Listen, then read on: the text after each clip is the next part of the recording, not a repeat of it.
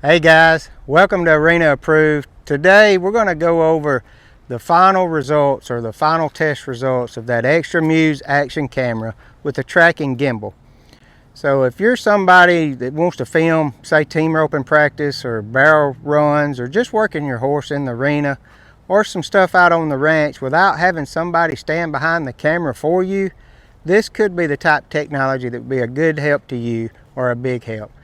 So I've gone and spent the time putting this Xtra Muse through real arena conditions, real ranch conditions to see if it actually performs the way we need it to. We subjected it to dust, movement, distance, fast runs, not just your typical run-of-the-mill studio testing. That's not what we do, because around here, if it's not arena tested, it's not arena approved. First, let's talk about that setup and that ease of use right out of the box.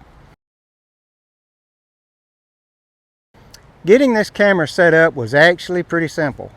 Once we got the app downloaded to our phone, connected the device, got the device mounted where we wanted it to be mounted, the tracking system really did a solid job of doing the rest from there. It followed me through the arena well. It followed subjects out in the pasture on the ranch well. So for someone that's going to film practice by themselves, this could be a big advantage because you're not depending on another person to run that camera. So overall, on ease of use, I'd rate this camera a 9 out of 10. Next, let's look at performance, which is your most important category for something like this. We put it to several different tests, strenuous tests, and during that testing, I used it while practicing team roping, practicing on the sled, on the dummy, in the arena, on the ranch, and overall the tracking gimbal did do a really good job staying locked on me or the subject that I had it set on. Even during the faster runs, it stays pretty consistent following the action as long as you'll set that gimbal to fast mode or fast track.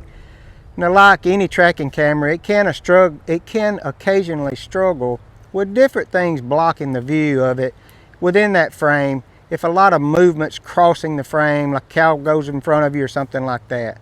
So keep that in mind. All tracking cameras are going to do that. If a subject comes across and blocks the view of it, it could pick that subject up as well. But overall, did a really good job. My recommendation, if you're going to get this camera and you're going to set it out in the arena, film on 1x. Don't try to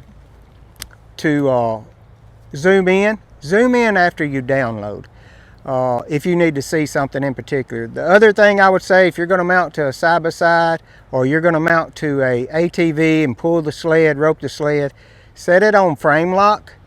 That way it locks you to the side of the frame and you can still see your loop and how it's connecting and finishing on the sled. So that video gives you the entire picture. Now, what we used it with was no external lens. We did not attach wide angle lens to it. You can pick up all those type accessories to this camera, which would make it even better. We tested it out of the box in real arena conditions, real ranch conditions.